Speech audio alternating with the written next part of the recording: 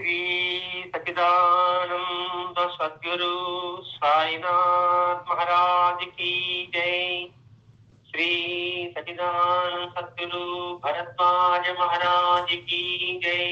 सद्गुरु मगिल दत्तात्रेय महाराज की जय। गुरुदेव दत्त।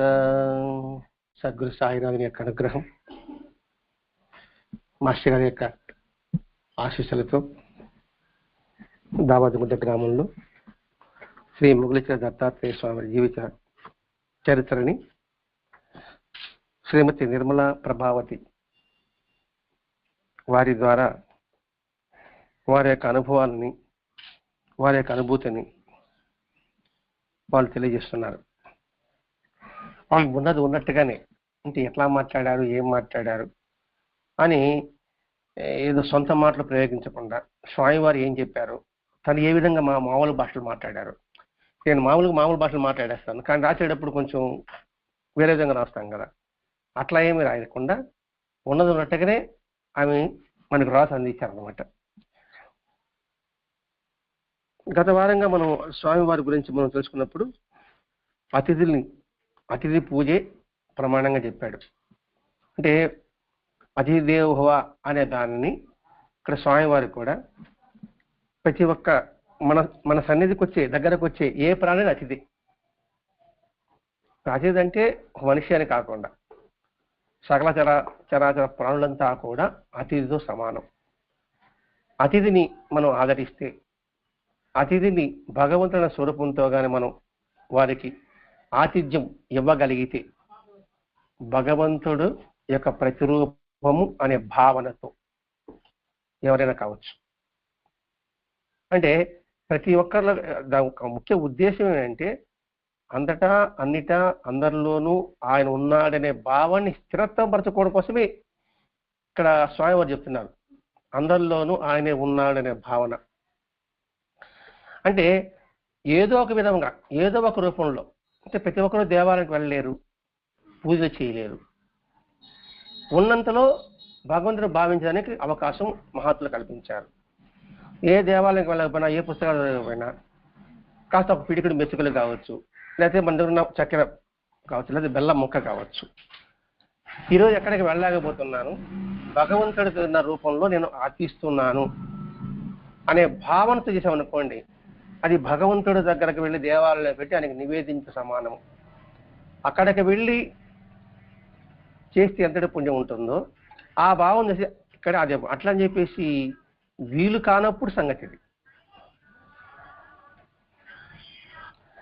వీలు కానప్పుడు సంగతి, వీలున్నప్పుడు ఎగగొట్టడం సంగతి కాదు. అది ఆయనకి తెలుసు.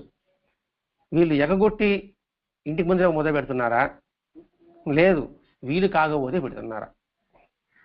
ఇలా చెప్పాడు కదా, సరేలే అని చెప్పేసి 12 అయిపోయింది, ఏం ఇబ్బంది లేక కాదులే, ఆయన కడగడు అనే ఉద్దేశంతో ఇంటి దగ్గర పెట్టడమా, లేదు ఒక 20 నిమిషాల ముందే అక్కడ బయలుదేరి చెప్పవడమా. అదే మన సత్సంగంలో, మంగళవారం సత్సంగంలో 7:10కి పోయినా, 7:05కి పోయినా వెంకటేశ్వర గుడికి గమ్మున ఉండకూడదేనా, గేట్ వేశారు కాబట్టి ఆలస్యం ఏదన్నా. గేట్ ఎప్పుడు వేసి ఉంటారు, 6:55కి వేసి ఉంటారు అనుకో, నేను 6:35కి బయలుదేరొచ్చు కదా, అవునా కాదా? అది చెప్పకుండా గేట్ వేశారు కాబట్టి నేను ఆలస్యంగా వచ్చానని చెప్పా.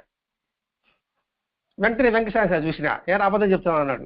మళ్ళీ వెంటనే చెప్పిన, అమ్మ పొరపాటు తల్లి, నేను రావడం ఆలస్యం, నేను సోమవారంతో 6:35కి బయలుదేరింది, 6:50కి బయలుదేరాను, గేట్ స్థాయికి బయలుదేరాను, ఇంకా అది చూస్తా ఉన్నాడా కూర్చొని అది ఇటు గురువు చూసినట్టు నాకు అనిపించింది. ఏదో అబద్ధం చెప్తాడు, నా దగ్గర అబద్ధం చెప్తాడు అని అంటున్నాడు ఆయన. ఇట్లుంటాయి మన యొక్క చేష్టలు. అంటే ఆయన తెలుసుకోలేడని ఒక భావన మనకి, ఆయనకి అన్నీ తెలుసు. ఆ అన్నీ తెలిసిన భావన నింపడమే ముగుళిచర దత్తాత్రేయ విధానం కూడా అంతే. ఆ తర్వాత ఏముంది, మన సహజంగా ఆడవాళ్ళలో ఇంట్లో ఆడవాళ్ళకి జరిగే ప్రాబ్లం. ఇక్కడ ఏం చేస్తున్నాడు స్వామి, ఆ ప్రాబ్లం ఇంటికి దూరమైనప్పుడు ఏం చేయాలి, సాక్షాత్ భగవంతుడికి ఉన్నాడు కదా, ఆయన ఎదురుగా మనం పడకూడదు, పడైతే ఆయన అపవిత్రమైపోతాడని. ఆయన అపవిత్రమైపోతాడని ఎలా చెప్పగలుగుతారు? ఆయన దగ్గరికి మనం పవిత్రం అవుతాం, మన వల్ల ఆయన ఎలా అపవిత్రులు అవుతాడు అనే ఆలోచన తెప్పించడమే ఇక్కడ స్వామివారి ఉద్దేశం. అసలు మొత్తం అసలు మనకి మూలమే మనం తెలుసుకోలేకపోతున్నాం, భగవతత్వంలో ఉన్న మూలతత్వాన్ని మనం గ్రహించలేకపోతున్నాం. మన ఏంటి పై మూఢాచారాలని పట్టుకునే మనం పాకులాడుకుంటున్నాం. దాన్ని తొలగించాలని మహాత్ముల యొక్క ఉద్దేశం అంతా కూడా. ప్రతి ఒక్కటి మన మూఢాచారాలు పట్టుకుని ఉండడమా, అందులో ఉన్న మూలతత్వాన్ని పట్టుకుని ఉండడమా, ఇది మనం ఇక్కడ గమనించాలి. మనం పట్టుకోవాల్సింది మూఢతత్వం కాదు. అందుకని ఆ మూలతత్వం చెప్పడం ఇక్కడ మా స్వామివారి యొక్క ఉద్దేశం. ఇంటికి దూరం అయ్యారు, నేను స్వామివారికి లోపలికి రాకూడదు, స్వామివారు నాకు పాలు వద్దు, కానీ నాకు ఎదురు పడిన వాళ్ళు ఇంక నష్టం ఏముంది? మనం అనుకుంటాం ఆయన ఎక్కడ లేడు, ఒక మూల కూర్చుంటే అక్కడ లేడా, తెర వేస్తే ఆయన చూడడా? కానీ మనం తెరేస్తున్నాం ఏంటంటే మన తృప్తి కోసం.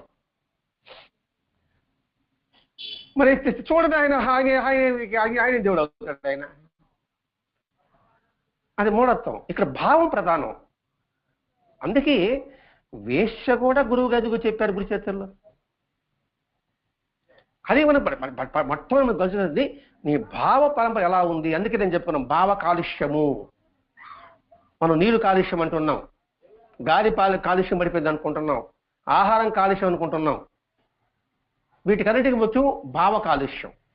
మనసు కాలుష్యం ఉంది. ఈ మనసు కాలుష్యం తొలగించాలనుకోండి ఆ 3 కాలుష్యాలు ఉండవు.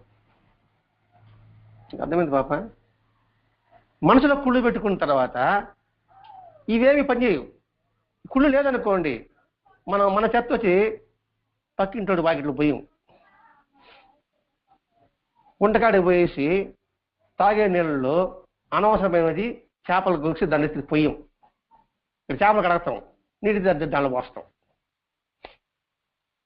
అది మనసు బాగుండదు అనుకోండి, ఆ నీళ్ళు తీసుకున్నాం, ఆ చేపలే కడిగాం, ఆ మాంసమే కడిగాం, బయట పోస్తాం. మనసు ఎక్కువ అనుకోండి, మనకే ఎవడో వాటి సంగతి వాళ్ళు చూసుకుంటాడే. అందుకని ఈ ఆధ్యాత్మిక మనసుని కాలుష్యాన్ని నిర్మూలించడానికి ప్రయత్నం చేస్తారు మహాత్ములంతా కూడా. ఇక్కడ ఆయన చెప్పడం ఉద్దేశం కూడా అదే. నువ్వు ఎదురు పడితే నేను అపవిత్రుడు అవ్వడానికే కారణం ఉంటుంది. అది సహజంగా జరిగే ప్రక్రియ. ముక్కులో చీమిడి రాదా, చెవులో గుళ్ళులు లేదా, నోట్లో పాచి లేదా, అదే ఇది. అట్లా ఎందుకు మీరు భావించలేరు? నువ్వు దూరం అయితే భగవంతుడు దూరం అవుతాడా? ఇది మన ఫండమెంటల్గా మనం నేర్చుకోవాల్సిన అంశం. అదే ఇక్కడ స్వామి చెప్తున్నాడు. వాళ్ళు అత్తగారు ఏం చెప్పారు, అయ్యో ఇంటి దూరం అయింది, నువ్వు ఎలా వచ్చేసావు అడిగింది. అప్పుడేం చెప్పాడు ఆయన, అది చెప్పడానికి నేను వచ్చాను అన్నాడు. ఏం చెప్పబోతారని ఈరోజు వివరించుకోబోతున్నాం. అమ్మగారు ఇప్పుడు కూర్చున్నారు, తప్పేం కాదు. ప్రశ్న అంటే ఇంటికి దూరం అయితే మాత్రం కూడా ఆమె ఇంటికి దూరం అయితే స్వామివారు వాళ్ళ ఇంట్లో ఉన్నాడు, ఇంట్లోకి రాలే. ఎందుకు రాలేదన్నారు. ఆమె 5 రోజులు రాకూడదు అన్నారు. ఎందుకు రాకూడదు? ఈ మరిగా ఇది కదా ఆడవాళ్ళకి వచ్చింది అన్నాడు.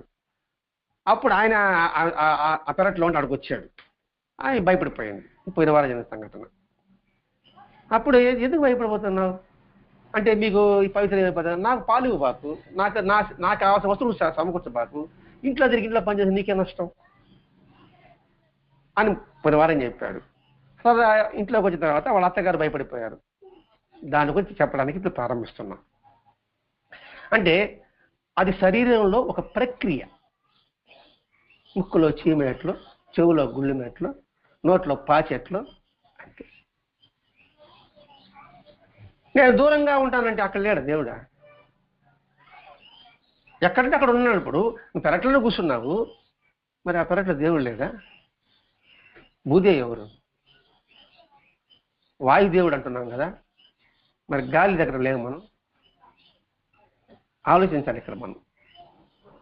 మరి ఎందుకు పెద్దలు పెట్టారు అది కూడా చెప్తాడు, ఇది చెప్తాడు, అది చెప్తాడు. అక్కడే ఉన్న స్వామివారు చెప్తున్నాడు, ఆయన గారి దృష్టి మరలా అలౌకికంగా మారిపోయింది.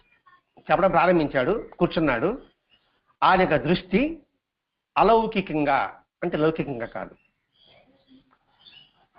చూపు మనం లౌకికంగా చూస్తున్నాం, కానీ ఆయన చూపు అలౌకికంగా ఉంటుంది. లౌకికం ఏంటి, అలౌకికం అంటే ఏంటి? లౌకికము, అలౌకికము. లౌకిక దృష్టి అంటే ఏమిటి? మీరు విజయమ్మ, మీరు ఫలానా ఫలానా ఫలానా, ఆ సౌండ్, ఆ పోయారిక, అరుపులు, కేకలు, ఇది లౌకిక దృష్టి. అలౌకిక దృష్టి అంటే విజయమ్మ లేదు, ఈ రూపం లేదు, ఇవి శబ్దాలు ఉండవు, ఈ కేకలు ఏమి కనబడవు, ఒకే ఒక కేక కనబడుతుంది వాళ్ళకి. అది ఓంకార తత్వం కేక వాళ్ళకి వినిపిస్తుంది. ఒకే ఒక దృష్టి కనబడుతుంది, నేను చూసేదంతా కూడా నేను ఆరాధించే భగవతుని యొక్క స్వరూపము. ఎప్పుడైతే ఇవంతా ఒకే స్వరూపము అనే భావన స్థిరత ఏర్పడినప్పుడు చెప్పే విషయం ఎలా ఉంటుంది? లౌకికంగా ఉండదు, అందులో అలౌకికంగా ఉండే భావం ఉంటుంది అందులో. అందుకని స్వామివారు అక్కడ కూర్చోగానే అలౌకికంగా ఉన్నారు. ఆయన దృష్టి అలౌకికంగా మారిపోయింది. అంటే చూస్తూనే ఉంటాడు, మనం చూస్తూనే అనుకుంటున్నాం, మనల్ని చూడడు ఆయన, మనలో ఉన్న పరమాత్మత్వాన్ని దర్శిస్తూ ఉంటాడు. ఇంకా చెప్పాలంటే ఆ దృష్టి చూసి, ఏం స్వామి చెప్పమంటావా అని అడిగినట్టుగా ఉంటుంది కాబోలు. ఆయన పర్మిషన్ లేదు చేయకూడదురా, ఇప్పుడు చెప్పురా అని అందరి రూపంలో చెబితే ఓకే అంటాడు. ఇదే నా మాట కాదని. విద్యానగర్లో బాబా మందిరం స్థల సేకరణ జరిగినప్పుడు పలాని రంగన్న బాబా గారు వచ్చి ఈ స్థలంలో మందిరం వస్తుందని చెప్పేసిపోయాడు ఆయన, ఎప్పుడో 3 సంవత్సరాల తర్వాత. అంతైన తర్వాత అందరికి మందిరం కట్టాలని ప్రేరణ కలిగినప్పుడు మాస్టర్ గారు తెలుసు ఆ స్థలం ఏదో, మిగతా వాళ్ళకి ఎవరికి తెలియదు. అప్పుడే అందరిని కూర్చొని పెట్టుకొని బాబాని ప్రార్థించి, బాబా ఈ రూపంలో మందిరం ఎక్కడ రావాలనో ఈ రూపంలో నాకు సమాధానం చెప్పు అన్నప్పుడు అందరూ కలిసి రంగన్న బాబా గారు ఏ స్థలం అయితే చూపించారో ఆ స్థలమే మంచిది, అక్కడే కలదామని చెప్పారు. అప్పుడు ఈ మనకి ప్లాట్లు ఏం లేవు, అంత కరతము చెట్లే ఉండేది. అనేది బాబా చెప్తున్నాడు, బాబా మీరు నిర్ణయించండి, ఎందరి రూపంలో ఉన్నా మీరు నిర్ణయించాలి. అట్లాగే స్వామినాడు అలౌకిక దృష్టితో ఆయన అలౌకికంగా మారిపోయింది. మారిపోతూ ఎలా ఉన్నాడంటే, మనం శివుడి యొక్క రూపాలు చూస్తుంటాం, కూర్చొని ధ్యానంలో కూర్చున్నట్టుగా ఉంటాం. అంటే ఏంటి? ఇలా కూర్చొని ధ్యానంలో కూర్చున్నాడంటే నిరంతరము ఆ బుద్ధితో ఆ జ్ఞానంలో ప్రయాణం సాగిస్తున్నట్టుగా ముద్ర. ధ్యానం మీద కళ్ళు మూసుకోవడం మనం అనుకుంటున్నాం మనం. అదేంటి? అంతటా ఉన్న జ్ఞానతత్వంలో వాళ్ళు మమేకం కావడం ఒక ముద్ర. ఆ ముద్రలో ఉండిపోయాడట. ఎలా ఉన్నాడు? మనలాగా వంగి కూర్చోలే, నిటారుగా కూర్చున్నాడు. అంటే వంగడం జ్ఞానానికి కొంత వెలితి, నిటారుగా ఉండడం జ్ఞానానికి. ఇప్పుడు నిటారు కూర్చోబడలేదులేండి, మీరు చెప్పారు కాబట్టి. తర్వాత ఇంటికి అడిగి కూర్చుంటాం, ఎంతసేపు కూర్చున్నా మళ్ళీ వంగాల్సింది కాసేపటికి. అందుకని ఇక్కడ నిటారుగా కూర్చున్నాడు. ఇదన్నీ మన భావనేనండి. వాస్తవం ఎంత నిటారుగా పదవి నేర్పేంటి, నిరంతరం కూడా ఆ విధంగా ఉండవలే అని చూస్తున్నాడు. అమ్మ బాగా వినండి, స్త్రీలైనా పురుషులైనా పశువులైనా పక్షులైనా క్రిమికీటకాలైనా శరీరధారణ ప్రతి ఒక్క జీవికి ఆకలి, దప్పిక, నిద్ర, ఋతుక్రమం, మైథునం, సంతానోత్పత్తి, మలము, మూత్రము, చెమట, గళ్ళ, అపాన వాయువు, విసర్జన, ఇవన్నీ తప్పనిసరిగా ఉంటాయా ఉండవా? నీ జీవనం ఎత్తుకో, అది చేమెత్తుకుంటావా, దోమ ఎత్తుకుంటావా, పక్షి ఎత్తుకుంటావా, పురుగు ఎత్తుకుంటావా, పశువు ఎత్తుకుంటావా, మనిషి ఎత్తుకుంటావా, ఇవన్నీ అందులో కార్యక్రమాలు ఉన్నాయి. అది సహజం, సహజంగా వచ్చేది. వీటిలో ఏ ఒక్క ధర్మాన్ని ఏ ప్రాణి తప్పించుకుంటుందా? చెమటను తప్పించుకుంటామా, గలను తప్పించుకుంటామా, తుమ్మును తప్పించుకుంటామా, కంట్లోని పీసుని తప్పించుకుంటామా? తప్పించుకోవడానికి అవకాశమే లేదు. అవి సహజంగా జరగాల్సిందే. ఏ ఒక్కటి సరిగ్గా జరగకపోతే వాడికి అనారోగ్యమా ఆరోగ్యమా? చెమట సరిగ్గా పట్టలేదు నాకు, అనారోగ్యం. యూరిన్ పోలేదు, అనారోగ్యం. మల విసర్జన చేయలేదు, అనారోగ్యం. మరి ఇవేవి వాళ్ళు బయట రావాలి కదా. వచ్చేది దాని వల్ల నువ్వు ఎందుకు బాధపడుతున్నారు? మలం అనేది లోపల ఎప్పుడు ఉన్నది అనుకోండి, అది అనారోగ్యం. అది దానికి ఎందుకంటే మీరు బెంబేలు పడిపోతున్నారు అని చెబుతూ, అంటే అది జరగకపోతే ఏదో లోపం. అవునా కాదా ఆ పదం వాడుతున్నాడు ఇక్కడ. మామూలు భాషలు చెప్పానమాట. అవునా కాదా మనం ఎట్లా సత్యం చెప్పుకుంటాం, అవునా వాళ్ళ సమాధానం పడతారు, లేకపోతే నిద్రపోతూ ఉంటారు కదా, తట్టి లేపాల. అవునా కాదంటే అప్పుడు అలర్ట్ అవుతారు అనమాట, ఏం చెప్పాడు అని. అది ఒక అసెంబ్లీ జరుగుతూ ఉంటుంది, బాబు నిద్రపోతూ ఉంటాడు, ప్రతిపక్ష వాళ్ళు తప్ప కొడతా ఉంటాయి, వీళ్ళు తప్పట కొడతా ఉంటారు. నువ్వు కట్టకూడదురా, మనం రూలింగ్ లో ఉన్నామన్నా, అవునా అంటే చూస్తాడు అనమాట. అటువంటి పరిస్థితి బంది. అందుకని తట్టి ఏం అవునా కాదు అవునా కాదు అంటూ ఉంటారు. మరి వాళ్ళు ఏమని అనుకొని సంగతి తర్వాత నిద్ర లేపాలి కదా. అలాగే అవునా అంటున్నాడు. స్త్రీలకు బహిష్టు అనేది సహజమైన ధర్మం. అంటే మలమూత్ర విసర్జన ఎలాగో, చెమట పడడం ఎలాగో, ముక్కులో జలుబు చీమన ఎలాగో ఎంత సహజమో ఇది కూడా అంతే సహజం.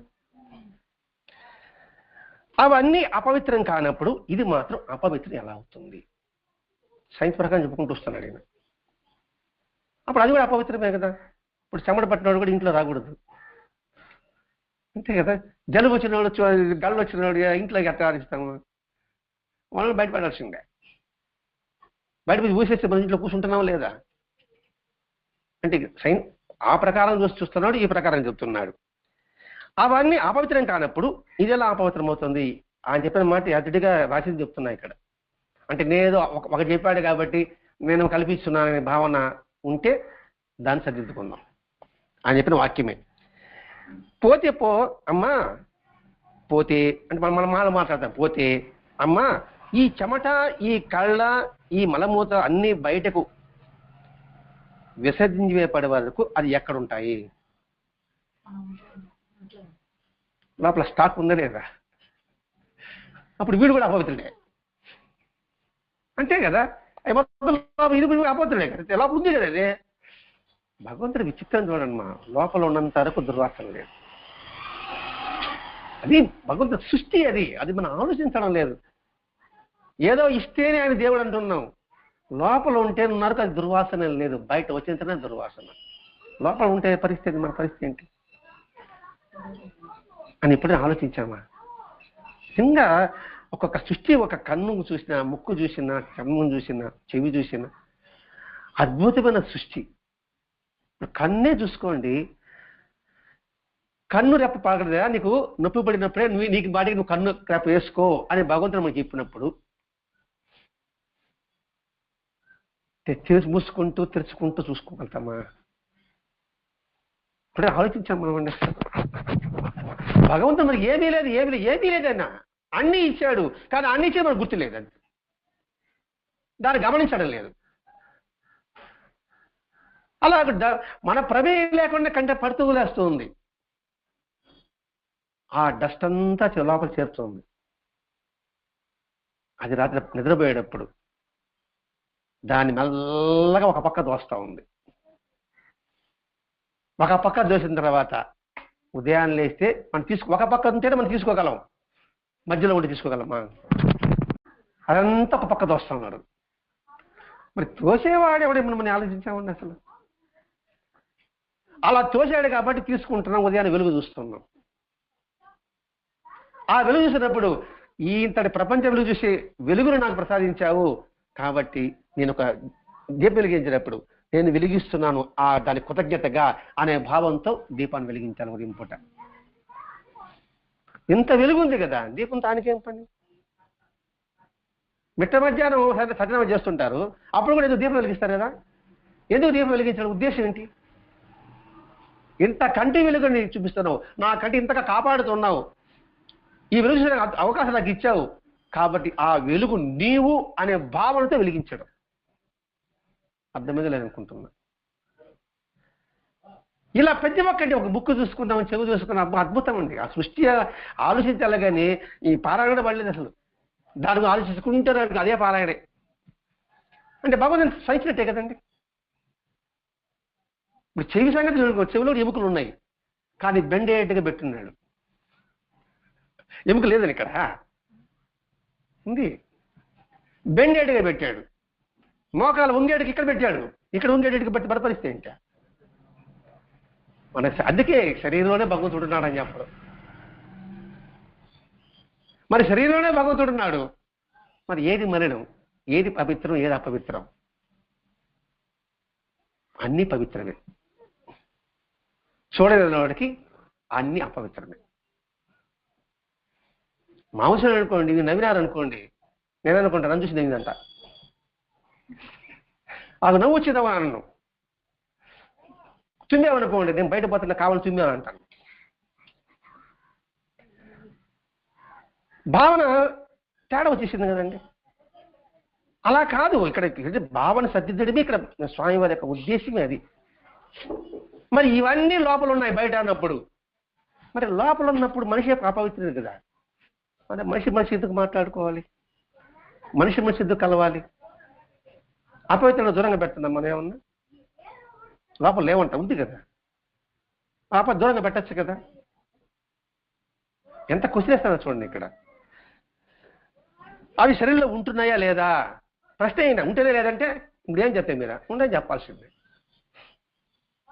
లేదు అది ఉందా లేదా అని నేను చెప్పాను అనుకోండి, కలుపుకుంటాను, హ్యాపీగా పోతానే ఉంటారు అంతే. ఏదో చెప్తున్నాడు, ఏదో చేసుకొని పోతున్నాడు, గుచ్చిగుచ్చి అడుగుతున్నాడు.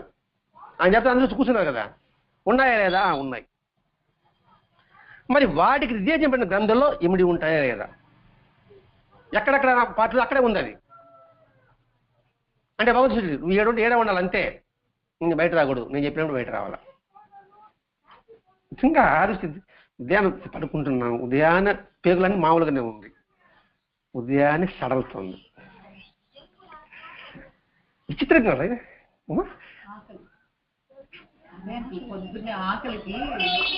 ఆకలి కాదు, మామూలుగా లోపల ఇవన్నీ ఉన్నాయి కదా, ఉదయాన్నే ఇప్పుడు ఉన్నాయి, ఇప్పుడు సడన్ అది వ్యాకోజం వస్తే కదా మన బయట వస్తుంది. ఇలా ఎలా వస్తుంది? అర్థమైంది. ఆకలి సంగతి చెప్పడం లేదు. అంటే ఆకలి కూడా ఒక పార్టీ, ఇది కూడా ఇల్లు కడుపులో ఖాళీ అవుతుంది అనే సంగతి. ఈ బయట రావడానికి ఇప్పటి వరకు ఉన్నదాన్ని ఉదయాన్నేసి లూజ్ అవుతుంది, లూజ్ అయినప్పుడు బయట వస్తాను. ఇంకా చూడండి, చర్మానికి రంధ్రాలు ఉన్నాయి కదా, చెమట వస్తున్నాయి కదా, మరి రక్తం ఎందుకు రావడం లేదు? ఆలోచించాము. మాకు భగవత్ సృష్టి ఇదే, రంధ్రాలు ఉన్నాయి, చెమట మాత్రమే వస్తున్నాయి. అలా రక్తం బయట రావాలి కదా. దారుడు ఇప్పుడు రక్తం అయితే మీ చెమట అయితే నీళ్ళు ఏది బయట రావాల్సిందే కదా. రక్తాన్ని కూడా చేస్తున్నాడు. దెబ్బ తగిలింది, దానంతటిదే చర్మం ఏర్పాటుగా చేస్తున్నాడు. విచిత్రంగా ఉందా? కొత్తగా ఉందా? ఇదే భగవంతుడు చిత్రం. అది తెలియజేస్తున్నాయి ఇక్కడ. అది ఉన్నప్పుడు లోపలే ఉన్నాయి, వాటి గ్రంథాల్లో ఉన్నాయి. అంటే దీని పడడం అనేది మన అదుపులో మనం ఎప్పుడు ఉండాలి, మన మనసు అదుపులో పెట్టుకో ఉండాలి. ఎప్పుడు మాట్లాడాలి అప్పుడు ఇది మన భావన అండి, ఇందులో చెప్పిన భావన కాదు. ఎప్పుడు మాట్లాడాలి అప్పుడు వదులు, అది ఏ మాట అయినా సరే. అంటే శరీరంలోని భాగాలే నిర్దేశింపడి ఆరులో ఉండమని చెప్పినప్పుడు మనం కూడా జాగ్రత్తగా ఉండాలి కదా. అది మాట కావచ్చు, చూపు కావచ్చు, వినడం కావచ్చు, ఏదైనా కావచ్చు. మానవ శరీరంలో ఒక మహా అద్భుత లోకం తల్లి, ఈ పదాలు వాడుతున్నాడు ఆయన. మానవ లోకం ఒక అద్భుతమైన లోకం. అసలు సప్తలోకాలు 14 లోకాలు అంటే ఏమిటి చెప్పమ్మా అన్నాడు. మనం 7 లోకాలు 14 లోకాలు అంటాం కదా, ఏం చెప్పమంటున్నాడు. మన పుస్తకాలు ఏం చెప్పేస్తాం, భూలోకం, ఆలోకం, వైకలోకం, పాతాళ లోకం, అదే చెప్తాం కదా, అదే చెప్పొద్దాం కూడా. గబుక్కను చెప్పలేను కానీ మనం అడిగా అప్పుడు ప్రశ్న వేస్తా ఉంటాను నేను. ఎంత టీచర్ ఎలా చెప్పగలుగుతారు పాపం? అదేమంటాడు గబుక్కను అంటే మేము గబగా చెప్పలేను కానీ ఆయన పొరపాటు గబక్కని కూడా ప్రశ్న వేయకూడదు. వాడు సమాజం తెలుసుంటారు, చదువుకునేటప్పటికి ఇక్కడ చెప్పలేరు వాడు, అది ఎంత టీచర్ లేనా కూడా సరే. అదే ఏమంటున్నాడు, గబుక్కలు చెప్పంటే గబగని చెప్పలేను కానీ ఆయన భూమి కింద అతల వితల సుతల స్థలాతల రసాతల పాతాల లోకం అంటారు, ఏదో హిరణ్యకశిపుడు ఒక పద్యం పడ్డట్టుగా. కాబట్టి అవన్నీ ఉంటారు. అలాగే భూమికి పైన స్వర్గలోకం, సత్యలోకం, బ్రహ్మలోకం, తపోలోకం ఇలా చెబుతారు. వాటి క్రమం ఎప్పుడో చదివాను కానీ గుర్తులేదు, పుస్తకాలు చెప్పినారనమాట. మనం చెప్పేది అదే. గబగ చెప్పాను ఇంకో బాబా టక్కన వదిలేస్తాం అనమాట. బాబా ఈ విధంగా చెప్పాడు అనే సంగతి. సత్యాన్ని అంటి పెట్టుకుంటే నేను మీ వెంటే ఉంటానని అనుకో, అది టక్క చెప్పేస్తారు పుస్తకంలో. అది ఆ సత్యం అంటే ఏమిటంటే మనం ఎదుర్కొంటే తలగిక్కుంటాం. మొన్న సత్యం అంటే పెట్టి వెంట ఉంటాను. సత్యం అంటే ఏమిటి? మన వేదలో బోల బ్రహ్మమే సత్యం అన్నారు. బ్రహ్మం అంటే ఏమిటి? అంతగా ఒకే తత్వంలో దర్శించేవాడు.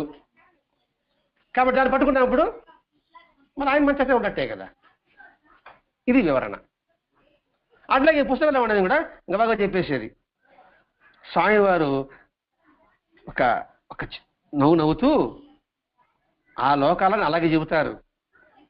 అయితే అవి మనిషి శరీరంలో ఉన్నాయి. తల్లి బాగా ఆలోచిస్తే సప్త సముద్రాలని లవణ, క్షీర, రక్త వగైరా సముద్రాలు, చెమట, కన్నీరు, పాలగ్రంథులు, జీర్ణకోశంలోని ఆమ్లాలు, నోటిలోని లాలాజల గంధాలు వగైరాగా చెప్పుకోవచ్చు. 7 సముద్రాలు అన్నారు, చెప్పుకున్నాం కదా. చెమట కావచ్చు, రక్తం కావచ్చు, పాలు కావచ్చు, ఉప్పు కావచ్చు, అన్నీ మన శరీరం లేవా? ఎక్కడో సప్తలోకాలు ఎక్కడో ఉండేది. ఎందుకు చెప్తున్నాడు? అవి ఎక్కడో లేవు, నీలోనే ఉన్నాయి, మనలోనే ఉన్నాయంటే. సప్తసముద్రాలు మనలోనే ఉన్నాయని భావన వచ్చినప్పుడు ఈ దేహాన్ని ఎంత పవిత్రంగా చూసుకుంటాం, ఎంత పవిత్రంగా కాపాడుకోవాలి. ఇప్పుడు ఈ దేవాలయం ఇక్కడ సత్సంగం అన్నారు, ఇంతకుముందు అపరిశుభ్రంగా ఉండింది. ఇక్కడ శుభ్రం చేసుకున్నామా లేదా? బాహ్య శుభ్రంగా చేసుకున్నాం. అలాగే శరీరంగా బాహ్య శుభ్రం చేసుకోకుండా లోపల అంతర్శుభ్రం చేసుకో అవసరం ఉందా లేదా? బయట చిమ్మేసి ఇక్కడ మనం కూర్చున్నామా? ఇప్పుడు లోపల చిమ్మాం కదా. మరి హృదయంలో దేహంలో మాత్రం బయట చిమ్ముకొని లోపల అట్లా ఉంచుకుంటే ఎలా ఉంటుంది? అందుకే ఈ విషయం చెప్తున్నాడు. అన్ని మనలోనే ఉన్నాయనే భావన ఎప్పుడైతే ఉంటుందో వాడు నిరంతరము భగవంతుడు ఎక్కడో లేడు, మనలోనే ఉన్నాడు. నాలో ఉన్నట్టుగా ఎదుటి వాళ్ళలో ఉన్నాడు. ఇప్పుడు నాలో చెమట ఉంది, నాలో రక్తం ఉంది, నాలో పాలు ఉంది, నాలో కన్నీరు ఉంది, మరి మీరు అందరిలో లేదా? మరి నాలో ఉండేదే మీలో ఉన్నప్పుడు మీరెవరు, నేనెవరు? ఈ భావాన్ని స్థిరత్వం చేసుకోమంటున్నాడు. అలాగే సప్తలోకాలు మానవ శరీరంలో ఉన్నాయి. మాలాంటి యోగులు మనోనేతలతో వాటిని దర్శిస్తారు, అంటే మనసు దర్శిస్తారు. మనలాంటి వాళ్ళు బాహ్యంగా చూస్తాం, మనకి కనబడదు. ఉందని చెప్తున్నారు, దాన్ని విశ్వసించాలి. ఎందుకంటే వాళ్ళు అనుభూతి చెప్తున్నారు, వాళ్ళు దర్శించి చెప్తున్నారు. నాకు కనిపించలేదు కాబట్టి నువ్వు చెప్పిన అబద్ధమని ఎలా వీలవుతుంది? నా కంటికి కనిపించేది మాత్రం లేదని చెప్పడానికి అవకాశం ఉందా? ఈ గోడ వెనకల పశువు ఉంది, నా కంటికి కనబడదు, లేదని చెప్పేదా? వాళ్ళకి గోడ ఉండదు, వాళ్ళ గోడ ఇక్కడ వాళ్ళకి ఇక్కడికి కనిపిస్తుంది. మన ఇష్టం ఈ గోడ, ఇది ఏంది? సిమెంట్, ఇటుక రాళ్ళు. వాళ్ళ ఇష్టం ఎలక్ట్రాన్లు, ప్రోటాన్లు, న్యూట్రాన్ల యొక్క సముదాయం.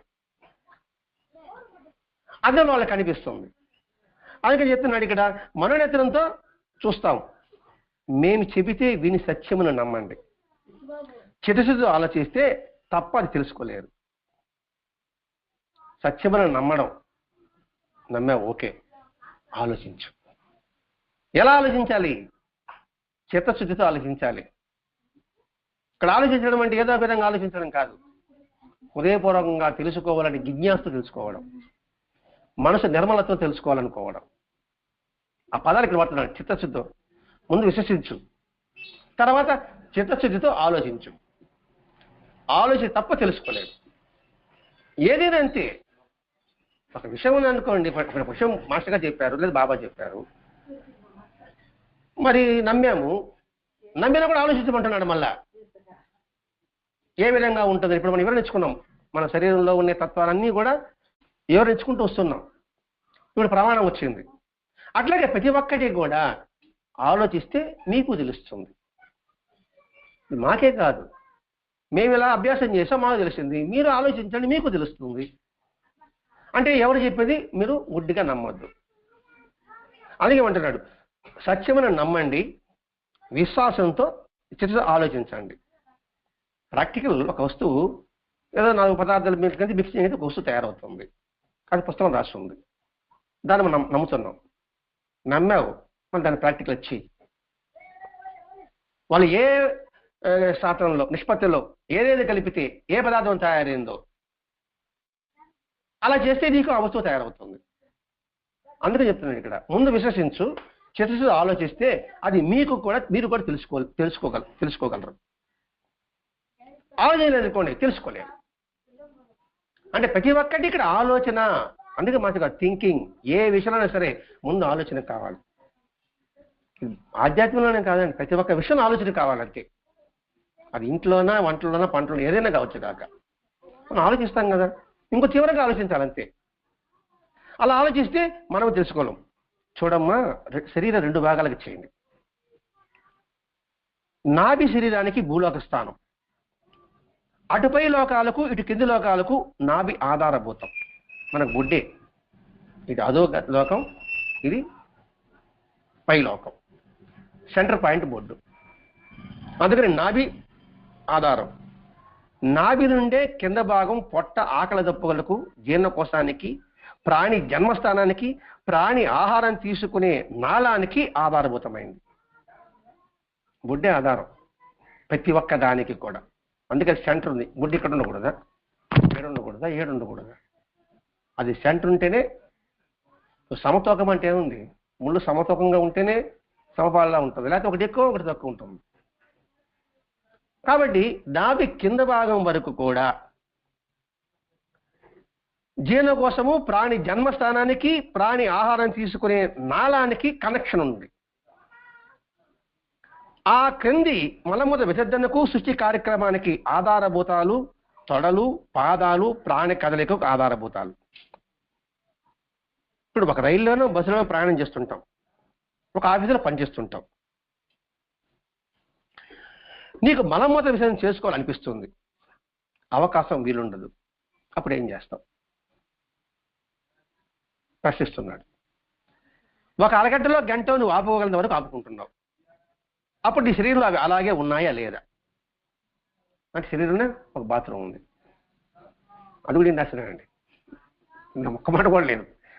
బాత్రూమ్ ఉంది, ఒక లెట్రిన్ ఉంది, అవునా లేదా అని నీ వెంటనే మోసుకుపోతున్నావు. మరి ఏ రోజు గారు అవకాశాన్ని విసర్జిస్తున్నావు, నీ శరీరం బాగా ఖాళీ అవుతుంది, శుభ్రపడుతుంది.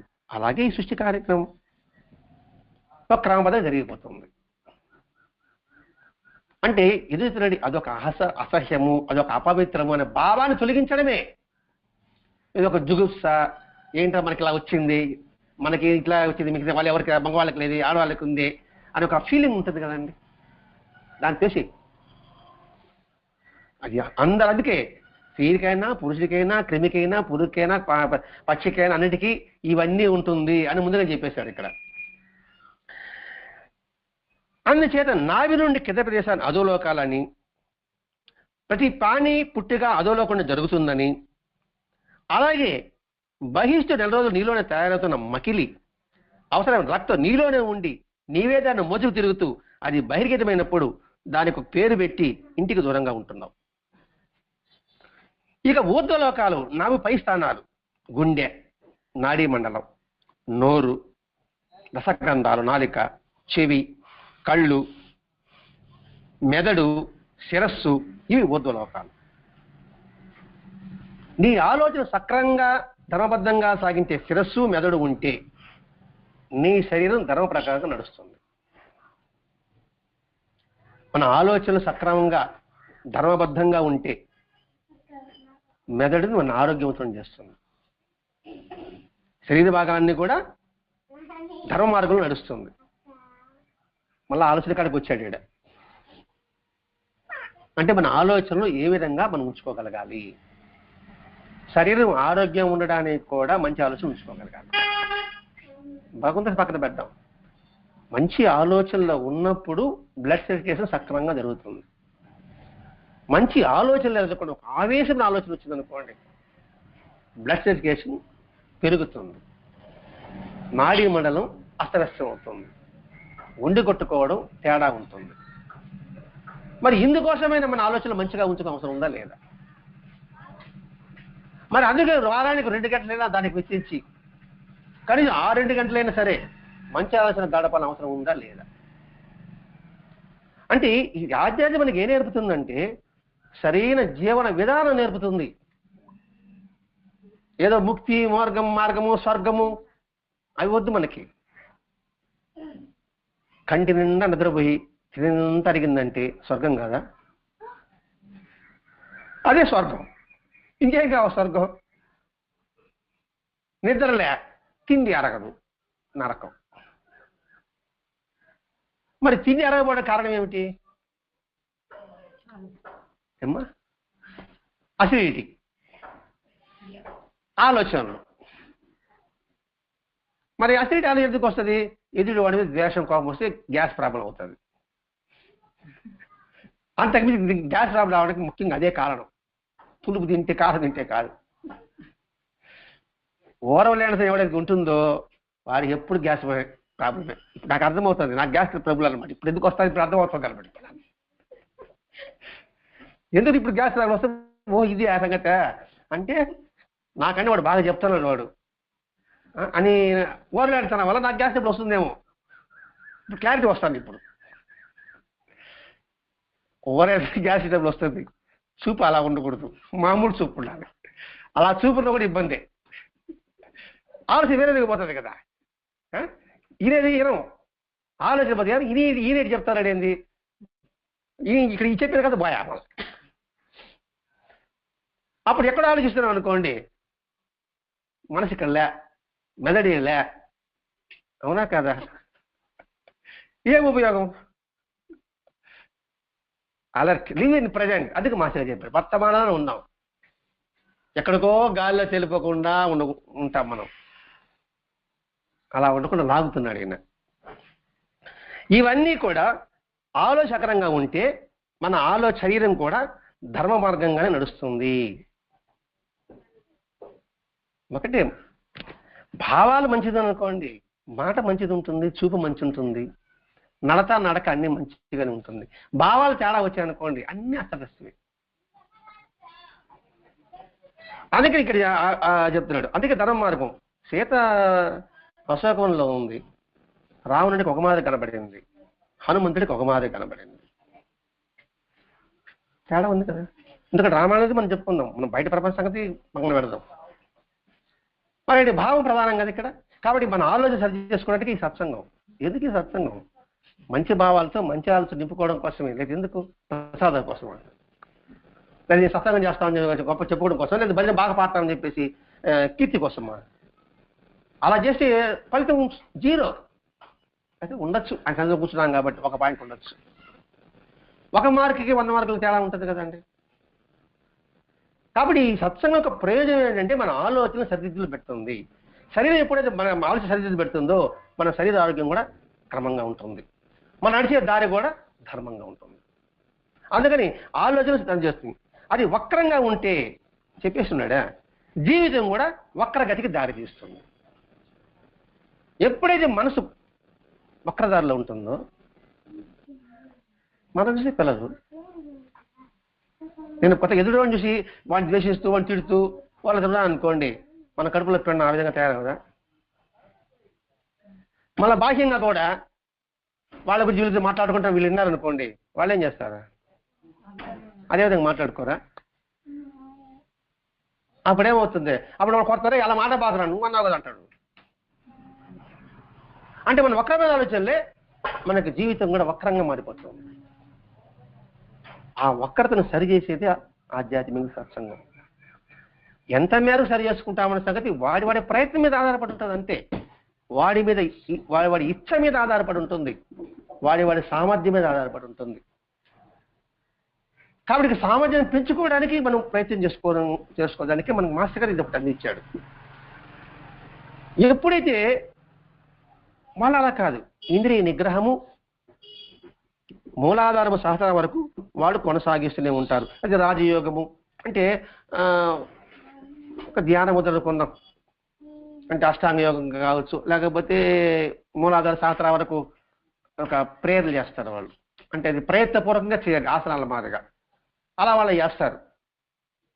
అంత కష్టపడి వాళ్ళు చేస్తారు. అంత కష్టం లేకుండా మన ఆలోచన సరి చేసుకుంటే మూలాధార సహస్రాల వరకు పోతే వాళ్ళు యోగ స్థితి ఏదైతే పొందుతారో దానికి ఎంత తీవ్రంగా ప్రయత్నం చేస్తే కానీ ఆహార నియమం ఉండాలి, శరీరాన్ని నియమంగా పెట్టుకుని ఉండాలి, ఇంద్రియ నిగ్రహాన్ని పెట్టుకుని ఉండాలి.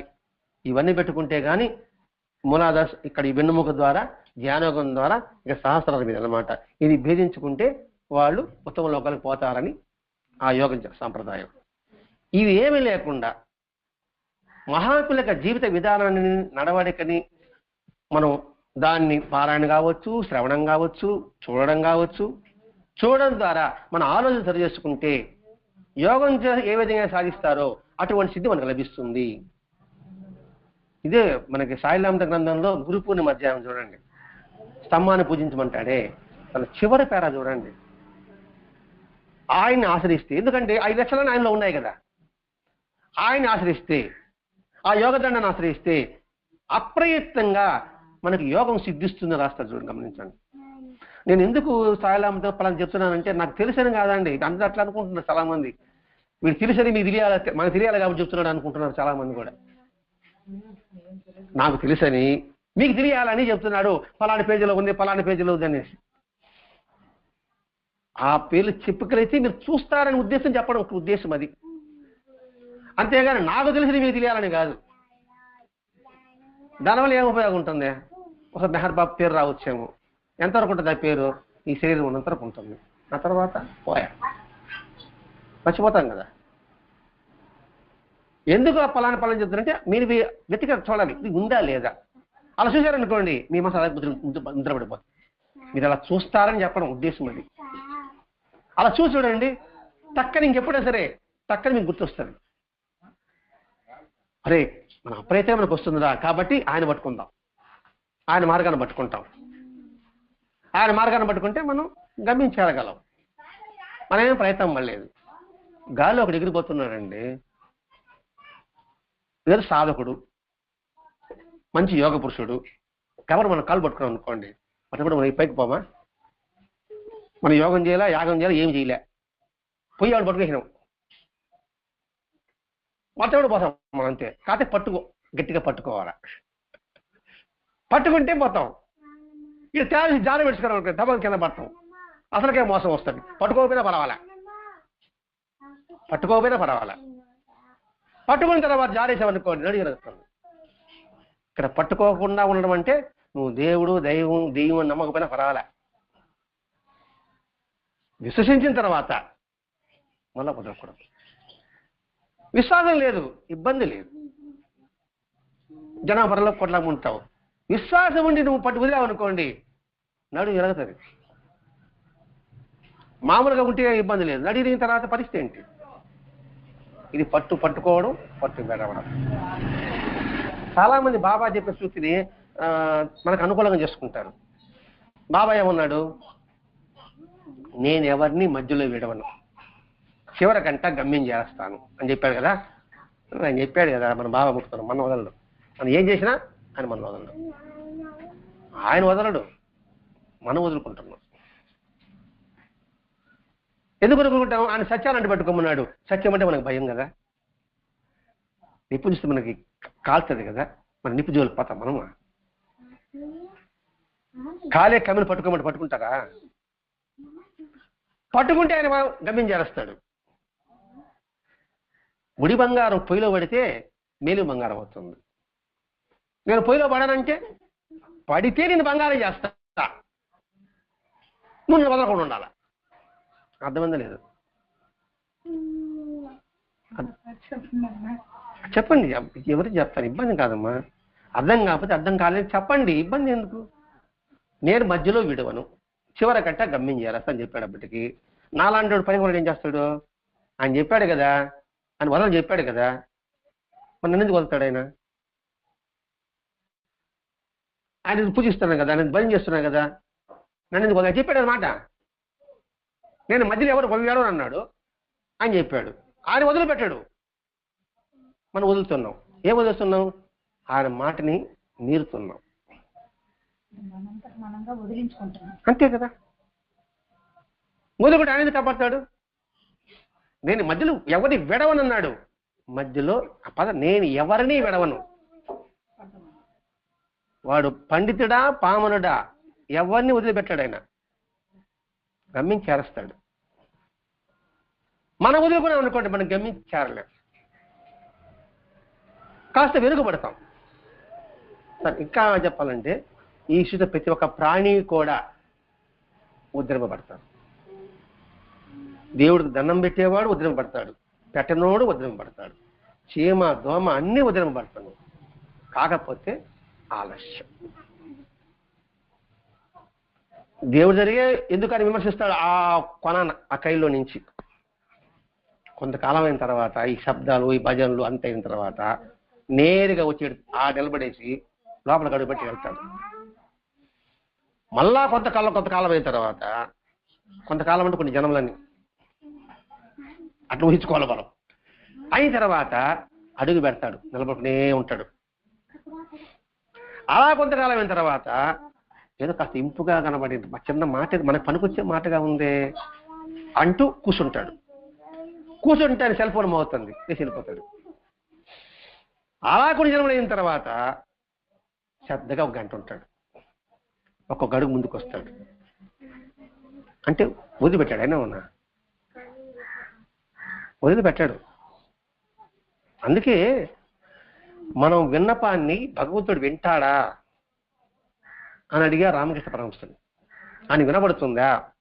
మనం ఇక్కడ కూర్చుంటాం, ఇక్కడ కూర్చుంటాం, చెట్టుకి వెళ్తాం, భగవంతుడు అంటున్నాం, ఆయన వినబడుతుందా అనే ప్రశ్న రామకృష్ణ అంటాడు. ఒక చిన్న చీమ తీసుకో, ఆ చీమ కాలు కొలత తీసుకో, ఆ కాలుకి ఒక చిన్న గజ్జలు పట్టి కట్టు. ఆ గజ్జలు పట్టి పోతుంటే ఆ శబ్దం కూడా భగవంతుడు వింటాడు. చీమ ఎంత, చీమ కాలు ఎంత, తన గజ్జలు పట్టి ఇంకెంత సన్నగా ఉండాలా, ఆ శబ్దమే ఆయన వింటాడంటే మనది వినడా అంటున్నాడు. మనం ఏంటి, భగవంతుడా నా మాట ఏమిటి, నా మర ఆలకించలేదంటాము. ఎందుకు ఆలకించాడు? ఆలకిస్తాడు. మనం అడిగింది ఇస్తే అనర్థం, అందుకని ఇవ్వడం. ఇవ్వబడేప్పటికీ ఆలకించాడు అనుకుంటున్నాం. ఆయన తలుచుకుని ఇస్తే మనకు పరమార్థం. మనం కోరుకునేది జరగకపోతే నిరుత్సాహం. ఈ మూడు ఆయనకి తెలుసు.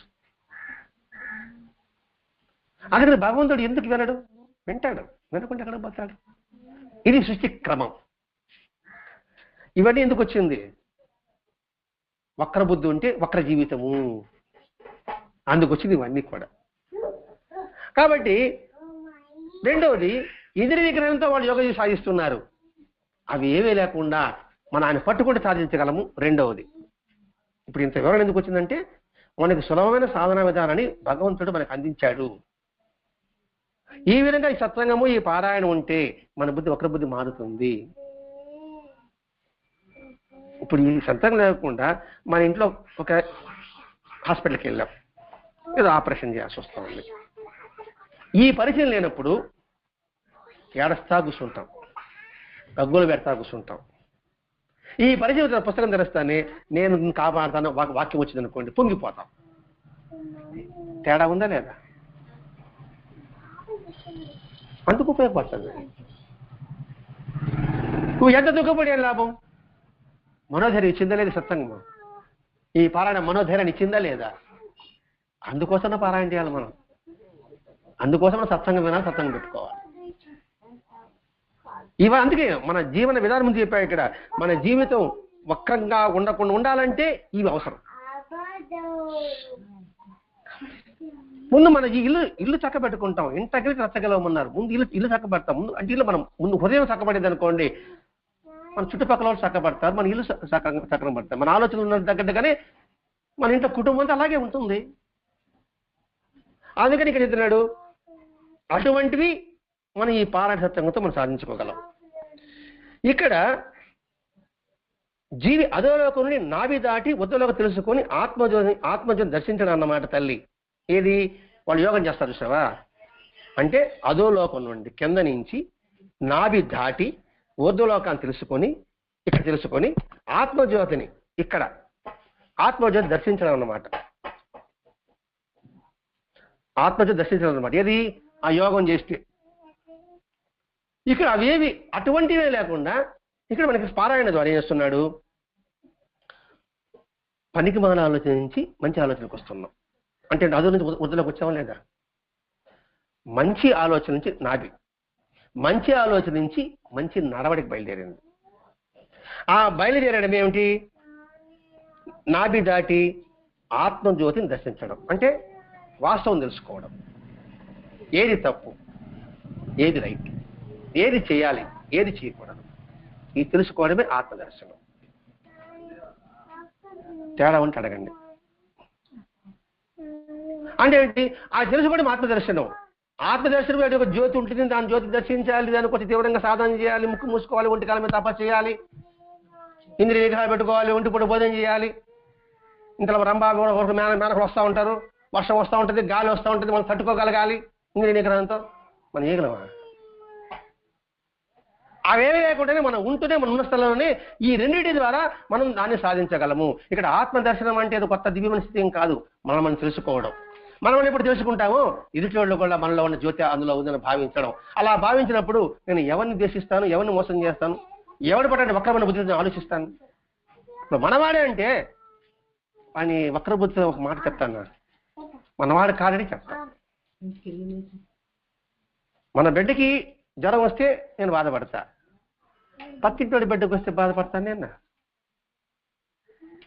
పక్కింటి బిడ్డ బాధపడినప్పుడు అది ఆత్మదర్శనం. అంటే అర్థమైంది భావిస్తున్నా. అక్కడ ఆత్మదర్శనం అంటే మన ఇంట్లో బిడ్డకు జ్వరం వస్తే బాధపడడం కాదు, పక్కన బిడ్డ కూడా బాధ ఏం చేయాలి మనం వాడికి సహాయం చేయాలి అనుకుంటామే, అది ఆత్మదర్శనం. అంటే అర్థమైన భావిస్తున్నాను పాప నీకు. అయితే అదే ఆత్మదర్శనం. అంటే నాలో ఉన్న ఆత్మ మీలో ఆత్మ ఉంటే నీళ్ళు ఆత్మ నేను దర్శించాలంటే అర్థం ఏంటి? మన ఇద్దరిలో ఉన్న ఆత్మ ఒకటే, మన ఇద్దరిలో ఉన్న దైవస్వరం ఒకటే, మన ఇద్దరు చైతన్యం ఒకటే. నీ రక్తం ఎర్రగా నా రక్తం ఎర్రగా ఉంది. ఇంకా చిన్న మాటలు చెప్పుకోవాలంటే ఇంకా తేడా ఎక్కడుంది? ఇక్కడ మనదనుకుంటే ఏమిటో మనం జాగ్రత్తగా చూసుకుంటాం కదండి. నా వస్తువు అంటే అనుకుంటే ఆ పాప తీసుకుని నేను పెరుక్కుంటాను ఇక్కడ. మరి ఆ పాప కూడా మన పాప అనుకున్నాను కూడా పెరుక్కొని గమ్మున ఉండిపోతాను. మన ఇంట్లో మన పాప వస్తువు కాకుండా మనం లాక్కుంటామా? మన అన్నవాడు కావచ్చు, మన తోబుట్టు కావచ్చు, మన అత్త కావచ్చు, మన కోళ్ళగా మన కావచ్చు, మనవాళ్ళుగా తింటి తిని అంటాం. ఒకవేళ ఎంత శత్రుత ఉన్నప్పటికి కూడా దాయులైతే మనవాడే తింటి తినిపోలేరా అంటామా? ఎందుకంటే మన దాయాది కాబట్టి. ఇక్కడ మనని వచ్చినప్పుడు ఏముంది? మన అనుకోవడమే ఆత్మదర్శనం, నాది అనుకోవడం ఆత్మదర్శనం కాదు. ఇక్కడ మనము మనది నేర్పడానికి బాబా మహాత్ముల యొక్క ఉద్దేశం అది. అందుకని ఆత్మదర్శనానికి మేము వివరణిస్తున్నానండి. ఇక్కడ ఆత్మదర్శనం అంటే ఏదో పెద్ద మాట, పెద్ద యోగం మాట అని అనుకుంటాం, దాన్ని పక్కన పెట్టేస్తాం. ఆత్మదర్శనం ఏదో ఉదాహరణ పెట్టేస్తాం. ఏమిటా ఆత్మదర్శనం కలిగింది అనేస్తాం.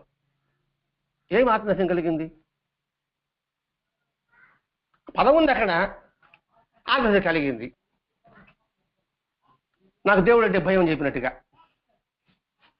ఒక ఆమె ఇవే నాకు దేవుడు అంటే భయం అన్నారు. భయం ఉంటే బాధ ఉంటుందా? పోనీ భయం ఉంటే ఆయన చెప్పినట్టు భయం లేదని అర్థం అంతే కదా. ఆయన మాట్లాడు కదా, ఆయన అడుగుతున్నాడు ఏమన్నా. నిన్న సరే వెంకటేశ్వర గుళ్ళు ఊరు చూశాడు అనుకున్నాను, ఎక్కడ తప్పు చెప్పారు వాడి సంగతి. అది గుళ్ళు ఊరు చూశాడు, నాకే తెలిసింది, సత్యంగా పారాయణ తెలిసింది. మరి చూస్తాను అనేసి, లేకపోతే విగ్రహం ఒక రాయి అనుకుంటా, అంతే కదా. ఇది ఆత్మదర్శనం అంటే. ఇక్కడ ఆత్మదర్శనం అంటే కొత్త కొత్త పదాలు ఏం కాదండి. అంతటా ఆయన ఉన్నాడని ఎదురు కలిగి ఉండడం ఆత్మదర్శనం అంతే. ఇప్పుడు చెప్పుకున్నామే, పక్కింటి అబ్బాయికి ఇబ్బంది వచ్చినప్పుడు మన ఇబ్బందిగా భావిస్తామే, అది ఆత్మదర్శనం. అది వసుదైక కుటుంబం. అలాగా మారాలని మాస్టర్ గారి ఉబలాటం, వేదన, ఆర్తనాదం కూడా అయింది. అందుకే ప్రతి ఒక్క ఇంటి అంతా కూడా ఇదంతా ఒక కుటుంబం అనే భావన కల్పించడం కోసమే ఈ శ్రమ. ఈ శ్రమ పడే ఉద్దేశం కూడా అదే. అందరం మనం ఒకటే, ఇందులో ఎవ్వరూ వేరు కాదు. మనం అందరం సహకరించుకోవాలి, సహకారాలు అందించుకోవాలి. ఎదుటివాడి కన్నీరు మన కన్నీరు అనగా భావించాలి. దానికి ప్రయత్నం మహాతులు అందరూ చేశారు. అంతగా మనం చేయలేకపోయినా మన చేతనైనంత వరకు, మనకు పరిధిలో ఉన్నంత వరకు వాళ్ళ వరకైనా సరే ఇటువంటి భావాన్ని కల్పించమని మాస్టర్గా చెప్పడం వల్లనే ఈ సత్సంగ కార్యక్రమం. యూనిఫామ్ చీరలు ఎందుకు? వ్యాపారానిక? అందరూ ఒకటే భావన కలిగించడం దాని యొక్క ఉద్దేశం ఒకటి. రెండవది, ఆ చీర చూస్తాను ఎవరు గుర్తొస్తారా?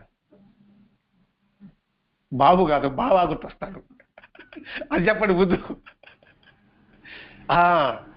ఇది పవిత్రంగా గురువారమే కట్టుకోవాలి.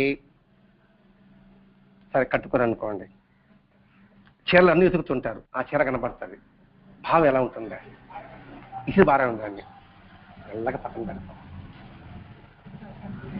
అవునా కాదా? ఆ ఒక్క నలుసు చాలుమా, భగవంతుడు ఎంత ఆనందపడిపోతాడా? ఈ రెండు ప్రజలు పెట్టడం, అంతేకాని అసలు ఇంత శ్రమ ఎందుకు? అసలు ఏదో శ్రమ పడినా సరే ఎదుటి ఆ భావం నింపామనుకోండి, అద్భుతం. ఎవరికా? చెప్పినోడికి. అందుకోసం అంతేగాని ఏదో ప్రదర్శన కోసంగా, ఏదో ఒక గ్రూపుగా చెప్పడం కోసం కాదు. అది చూస్తానే ఆయన గుర్తొస్తాడు. మరి ఎన్ని పారాయణ చేస్తే గుర్తొస్తాడా? ఎన్ని శ్లోకాలు చేస్తే గుర్తొస్తాడా? ఎన్ని విశ్రామం చదివితే గుర్తొస్తాడా? విశ్రామం చదువుతున్నాం, ఆ భావనలు ఉంటున్నామా? హారతి ఇస్తున్నాం, ఉదయం పూట 3 పూట్ల, ఆ భావం నిలుపుకోగలుగుతున్నామా? ఏమీ లేకుండా ఆ వస్తువు ఆ చీర చూస్తేనే గుర్తొస్తా ఉంది. ఇంతకన్నా సాధన ఇంకే కావాలి? ఇది సులభమైన సాధన. అది మనం ఇక్కడ గ్రహించాలి. మన అటువంటి సులభమైన సాధనని మనం ఒడిసి పట్టుకోగలగాలి. అది అందుకని ఇక్కడ ఇద్దడు ఆత్మను దర్శించడం అన్నమాట. అయితే ఈ ఆచారాలు ఎందుకు పెట్టారు? ఇంత వివరం చెప్పాడు, మరి ఎందుకు పెట్టారు పెద్దలు? ప్రశ్న వస్తుంది కదా. ఏది అనవసరంగా పెట్టరు.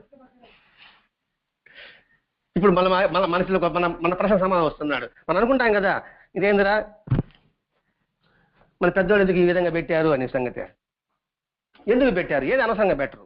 పెద్దవాళ్ళు ఏ ఆచారం పెట్టినా ఏది అనవసరం కాదు. అదేదో వాళ్ళు ఊబుసుబాగా పెట్టిన ఆచారాలు మాత్రం కాదు.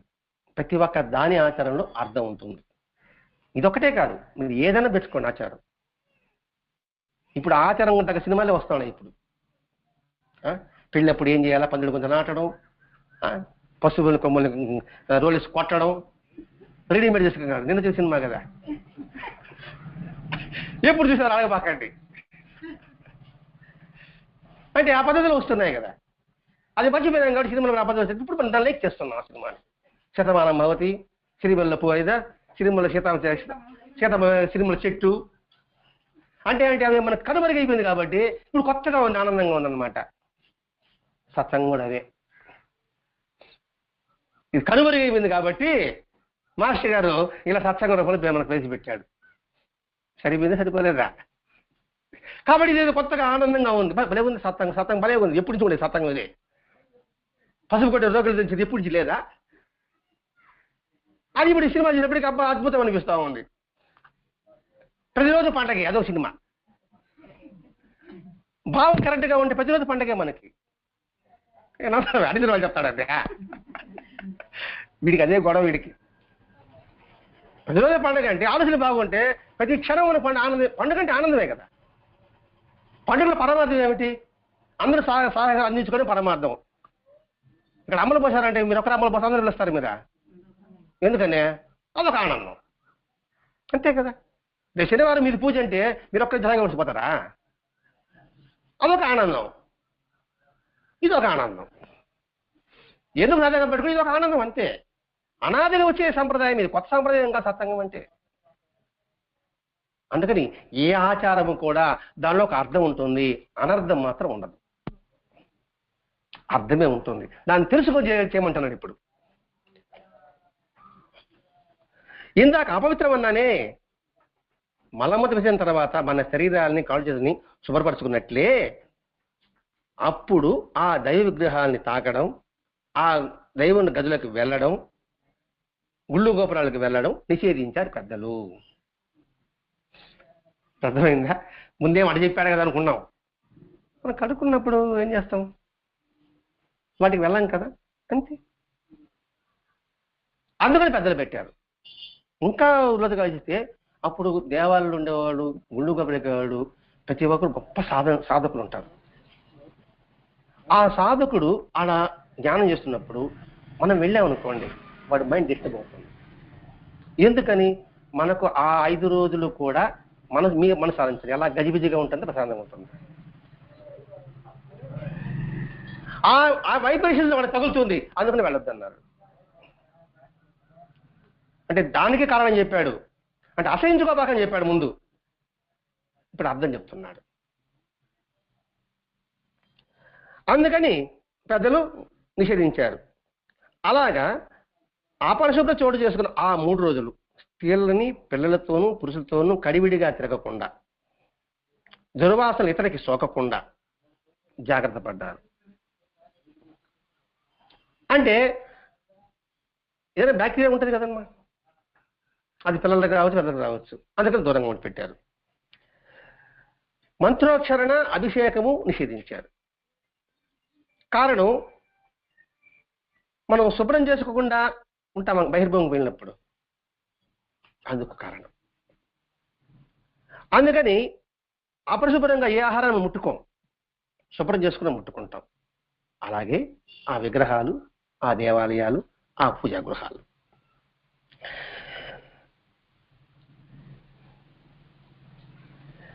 ఈ తేడా తెలిసి అందరూ మసులుకోలేరు అని చెప్తున్నాడు ఇక్కడ. అందరికీ ఆ సంస్కారం ఉండదు, అవకాశం ఉండదు. అందుకని పెద్దలు నియమ పెట్టేశారు. ఎందుకు రానైనా, ఎందుకు అవన్నీ చెప్పారనుకుంటే మనసు గజిబిజి అయిపోతుంది. ఇప్పుడు ఇవన్నీ చెప్పకుండా వివరం చెప్పండి మేము ఇక్కడ గజిబిజి అని పనికి మనం చెప్తాను కదా, ఈ సహజం కదా, ఈ తప్పు చెప్తున్నాడు అని అనిపిస్తుంది. అందుకని అటువంటి ఉండరు కాబట్టి, అటువంటి ఆడు ఉండదు కాబట్టి నువ్వు పోబాక సమయం ఎందుకు ఆడిపోయి నువ్వు బాపత్రం అవుతావు, అందుకని నువ్వు పోబాక. ఆ నియమం ఎందుకు పెట్టారంటే అదే యోగులకి దైవానికి అభ్యంతరం చేస్తారని. నోటి ద్వారా, చెవి ద్వారా, ముక్కు ద్వారా, కళ్ళ ద్వారా, శిరోభాగాలు పగలడం ద్వారా ప్రాణం నిర్గమిస్తే అవి ఊర్ధ్వలోకాలకు పోయినట్లు, నాభి క్రింద భాగాల ద్వారా నుంచి పోస్తే అంటే లెట్లలో చనిపోవడం చూస్తుంటాం కదా, అది అదో లోకాల ద్వారా వెళ్ళిందని భావం. అంటే ప్రాణాలను ఎక్కించాలన్నమాట.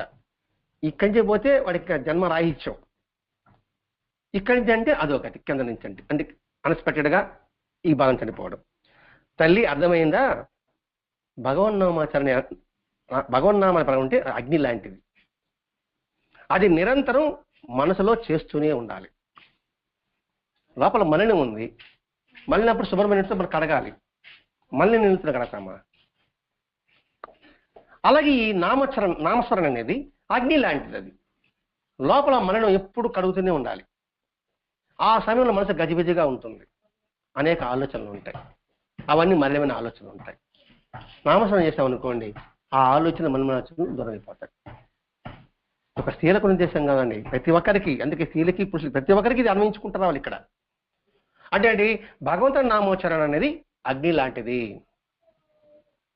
పెద్ద దూది మూటలు ఉండదు అనుకోండి, ఒక చిన్న అగ్గిరవ్వతో ఏ విధంగా దహింపబడుతుందో, దూతి ఎందుకు పోల్చుకున్నాం? ఉఫ్ అంటే ఎగిరిపోతుంటుంది, మన మనసు కూడా ఎగిరిపోతూనే ఉంటుంది, విహరిస్తూనే ఉంటుంది కదా. ఎందుకు నవ్వుతున్నారు? సరిపోతే సరిపోయి చెప్పండి ముందు నాకు. అందుకని అటువంటి ఊహాలోకంలో మనసుని ఒక చిన్న అగ్నికణం లాంటిదో అది దహించబడిపోతుంది అన్నమాట. ఆ అగ్నికణమే తట్టి లేపడం. కాబట్టి భగవంతుని నామోచ్చరణ అనేది అగ్ని లాంటిది, అది నిరంతరం ఉండాలి. అలా చేయగా చేయగా చేయగా ఆ అగ్ని మనస్సుని, శరీరాన్ని పుటం పెట్టిన బంగారం లాగా మార్చి ఏ మలినం అంటకుండా చేస్తుంది. యోగం చేయి, ధ్యానం చేయి, ఆసనాలు వేయి ఏం చెప్పలే. భగవంతుని నామాన్ని ఉచ్చరించమన్నాడు. ఇక్కడ భగవంతుని నామాలు అంటే ఏదో బాబాయ్ అని చెప్పలేదు, ఏదైనా భగవంతుని నామమే. అది కృష్ణ అంటావా, రామ అంటావా, యేసు అంటావా, ప్రవక్త ఎవరన్నా కావచ్చు కాక నిరంతరము ఆ నామస్మరణని స్మరించడం.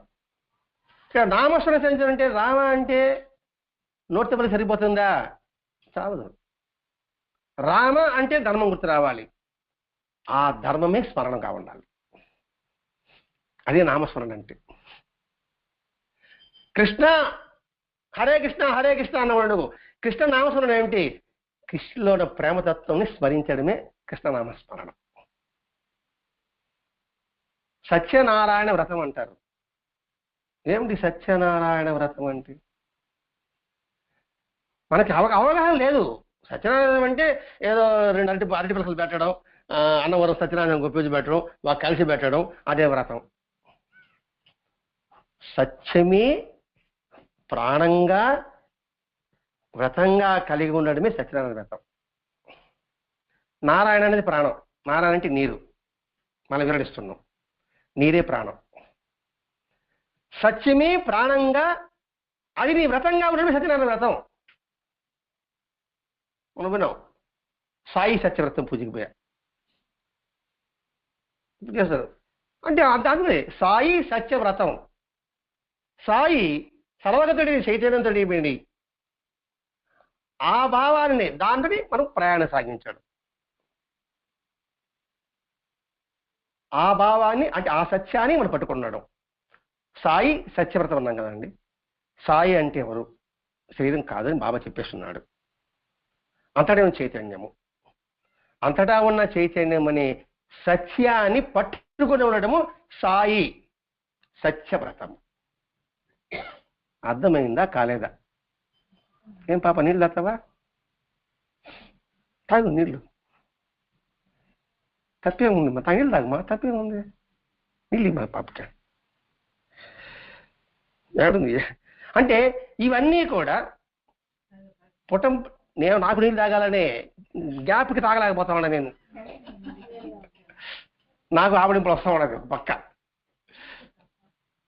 అంటే ఇవన్నీ కూడా బంగారంగా మార్చి మళ్ళీ అంటకుండా చేస్తుంది. భగవన్నామోచ్చరణకి ఒక ప్రదేశం కానీ ఒక బయట అపవిత్రం కానీ అంటూ లేవు. మనోరించడానికి ఎక్కడైతే ఉందమ్మా ఆయన చెప్పడం అండి. ఏదో కుంటి సాగ పెట్టుకొని పారాయణ చేయకూడదండి, దానికి ఒక 5 రోజులు రెస్ట్ ఉంటాయండి. పారాయణ చేయకూడదు, నామస్మృతి ఇబ్బంది ఏముంది? ఆ సమయంలో 5 రోజులు హ్యాపీగా ఏదో ఆలోచించుకుంటా గడుపుకుంటాము. ఒక 5 రోజులు లీవ్ వచ్చింది హ్యాపీగా, అది దాటేస్తామని ఆయన సామాన్ చెప్తున్నాడు. నామస్మరణానికి ఇది మంచి చోటు, ఇది చెడు చోటు అని ఉండవు. చెడు చోటైనా ఆ నామస్మరణాన్ని పవిత్రం చేస్తుంది. అందుకే చాలా మనం ఏదన్నా ఒక కైలు, ఇప్పుడు ఆ కైలు ఇల్లు కడుతున్నాం, కైలు ఎంత పవిత్రమై ఉంటుంది, అపవిత్రం ఎంత అయి ఉంటుంది అంటే పురోహితుడు ఏం చెప్తాడా? ఒక మంత్రం చెప్తాడు కదా, అపవిత్ర పవిత్రోవా అంటాడు. ఆ మంత్రం ఎంత పవిత్రమైందా లేదా? ఇది మాత్రం ఎందుకు కాదు? అప్పుడు ఎందుకు నామం చేయకూడదు? ఎందుకు భయపడతా ఉన్నాడు అని భయపడతా ఉన్నాడు అంటే నేను పూజ దేవుడు ఉన్నాడు ఇక్కడెక్కడ లేడని అంటాం. ఇంకేంటి నామం వచ్చారని అక్కడ? ఏమిటి దైవత్వం? అంతటా ఉన్నాడని చెప్తున్నాడు ఆయన, నిరూపణ చేస్తున్నాడు బాబా. మరి చూడకుండా ఉంటే ఆయన మనం చూడాలనుకుంటే మనం ముసుగేసుకుని నన్ను ఎవరు చూడాలనుకున్నట్టుగా అంటే దాని సామెత పిల్లి కళ్ళు మూసుకొని అన్నీ తెలుసు మీకు, మరి ఏం బలి చెప్పిస్తారు మీరు నాకు. ఈసారి మీరే సత్తంగా చెప్పాలి. ఇక్కడ నేను ముసుగేసుకుని నన్ను ఎవరు చూడాలనుకుంటే ఎలా ఉంటుంది? అలా ఉంటుంది. ముసుగేసుకు మనం ఎవరు చూడాలంటే చూస్తాడు ఆయన. ఆయన చూస్తాడు ఉన్నప్పుడు ప్రతి క్షణము హృదయంలో పవిత్రత ఉంటుంది. అప్పుడు ఆయన అంతటా ఉన్నాడు ఆయన, అంతే, ఎక్కడ లేడు. ప్రహ్లాదుడు చెప్పాడు కదా, ఇందుకనే సందేహం చక్రి సర్వోపగతండు, ఎందుకు వెతికినా అందేయగలడు. వెతికితే ఆడు ఉన్నాడు, వెతకపోతే లేదు. వెతికితే దత్త సాయి మాస్టర్ ఇక్కడ కూర్చుని ఉన్నారు, వెతకపోతే ఆయన ఫోటోలు ఎడు కూర్చుని ఉన్నారు. ఆయన అలంకరణ కనబడుతుంది. అది ఇక్కడ చెప్పడం. కాబట్టి భగవంతుని నామాన్ని ఉచ్చరించడానికి అపవిత్రం ఉండదు, అన్నీ పవిత్రమే. ఎందుకంటే ఆ అపవిత్రమైన కూడా ఆ నామం పవిత్రం చేసేస్తుంది అంతే. అంత గొప్ప మంత్రం తల్లి. దాన్ని ఎందుకు 5లో పక్కన పెట్టేసి నువ్వు దూరంగా ఇంటికి ఉండడం? నువ్వు నాకు వచ్చేమి ఇవ్వబడలేదు. ఇంటి పనులు హ్యాపీగా చేసుకో, నామస్మరణ చేసుకుంటూ ఉండు, ఇబ్బంది లేదు. ఇందులో ఏదైనా సందేహాలు ఉంటే వచ్చేవారు వివరించుకుందాం. ఉంటే వివరించుకుందాం. ఇంకా క్లారిటీ వచ్చేవాళ్ళు. మీకు వివరించుకున్నారు అనుకోండి, మీరు నలుగురు చెప్పగలరు. ఇప్పుడు వాళ్ళందరూ అడగలేదు, ఈ పాపంతా అడగలేదు వాళ్ళు. రేపు వాళ్ళకి వచ్చిన ప్రశ్నిస్తాను, మీరు సమాధానం చెప్పగలరు కదా. అందుకోసం స్వస్తి. శ్రీ సచిదానంద సద్గురు సాయినాథ్ మహారాజ్ కీ జై. సద్గురు భరద్వాజ్ మహారాజ్ కీ జై. సద్గురు ముగిల్ దత్తాత్రేయ మహారాజ్ కీ జై. గురుదేవ దత్త.